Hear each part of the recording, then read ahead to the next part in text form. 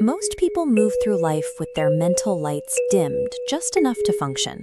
They notice what they need to notice and move on. For some minds, awareness operates like a harsh fluorescent ceiling light that never turns off. It illuminates every fracture beneath the surface, even when your exhausted soul craves the comfort of not knowing. Without a dimmer switch, you process a relentless stream of microdata. You catch the half-second a smile fades too early. You measure the exact length of a pause before someone answers a question, and you register the slight tightening in their vocal tone before they even finish their sentence. This schematic represents the paradox of the overly aware mind. One side of your brain is participating in the reality on the left, while a background system constantly scrolls through a complex flowchart of algorithms on the right, calculating probabilities and updating your internal model of the world in real time. From the outside, this constant monitoring might look like intentional overthinking. From the inside, it feels necessary. Your brain treats social reality like an engineering problem, searching for the hidden variables so you can stay oriented, prepared, and safe in an environment that constantly shifts. Psychology calls this state metacognition. Metacognition is the psychological phenomenon where a person observes, evaluates, and thinks about their own thought processes. For the highly aware, this self-surveillance rarely powers down. You feel an emotion and immediately step outside of it to ask why it arrived. You evaluate whether the feeling makes sense, wonder what it says about your character, and dissect its origin. By the time the emotion has actually moved through your body, your intellect has already filtered it into a sterile data point. Operating as both the dancer and the critic creates sharp analytical intelligence, but it exacts a heavy toll. You may perfect all the steps, but you lose the music. Slowly, without realizing it, you trade actual felt presence for analytical precision. It is easy to assume this relentless mental looping means something is wrong with you. But this hyper-awareness is a sharp adaptation forged in the unpredictable environments of your past. If you grew up in a home where moods shifted without warning, your emotional and physical safety depended entirely on reading subtle cues. You had to measure the unspoken temperature of a room the moment you entered, to decide whether to speak or to disappear completely. Long before your conscious mind could articulate it, your nervous system learned to scan the perimeter. Your prefrontal cortex learned to predict threats, and your body learned to stay on high alert to protect you. Your current exhaustion is the heavy residue of a survival tactic. You weren't born overly aware. You became this way because paying close attention kept you safe. The system worked exactly as it was supposed to. It simply never learned how to stand down.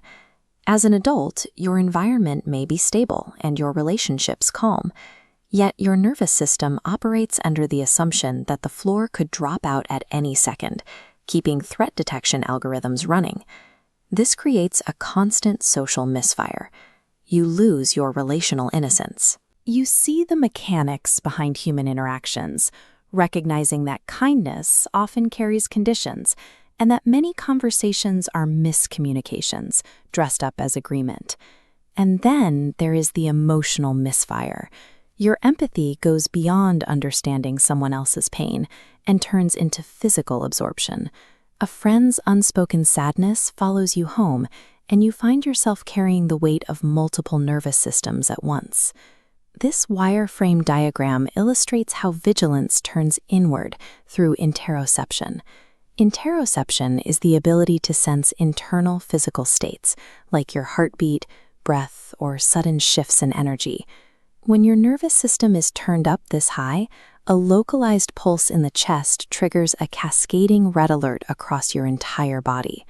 The expanding alerts loop back into the chest, amplifying the original sensation into a dense knot of flashing warnings. A shallow breath signals an impending crisis. The interpretation creates more physical tension, and that tension creates even more alarming sensations. Fighting this three-front war turns your own body and mind into a crowded data stream. Instead of connecting you to the world around you, this internal noise isolates you from reality. Eventually, this hypervigilance morphs into a strategy for control. You run constant mental simulations, mapping out every possible emotional shift before it happens, hoping you won't ever be caught off guard. The cost of this preparation is analysis paralysis. Every decision carries weight and is delayed endlessly because your mind has already lived through 10 versions of the future before the present moment has even unfolded. The attempt to outthink uncertainty creates the exact exhaustion you are trying to avoid. You step slightly outside of life to protect yourself from surprise and end up replacing human presence with protective distance. Healing from this exhaustion does not require numbing your mind or erasing your intelligence.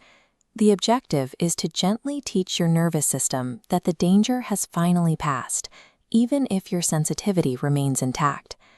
Selective perception is the ability to notice inputs without automatically absorbing them. Data cleanly passes through your awareness while you gently deflect the rest into 3 bins. Not every silence is a message. Not every feeling requires action, and not every insight needs expression. By establishing these internal boundaries, you stop treating every passing perception as an urgent assignment. Awareness ceases to be an inescapable form of suffering and transforms into a deliberate, focused tool for clarity. As you practice letting go of the need to manage every outcome, your body relaxes. The nervous system learns that noticing a shift in the room does not automatically signal danger. You slowly reclaim the ability to inhabit the present moment. You laugh without checking why. You listen without preparing a response, and you feel without translating. When your awareness is softened by acceptance, it ceases to be a harsh, interrogating spotlight. It becomes a quiet warmth. Life feels lighter. You've stopped trying to carry every observation and outcome at the same time.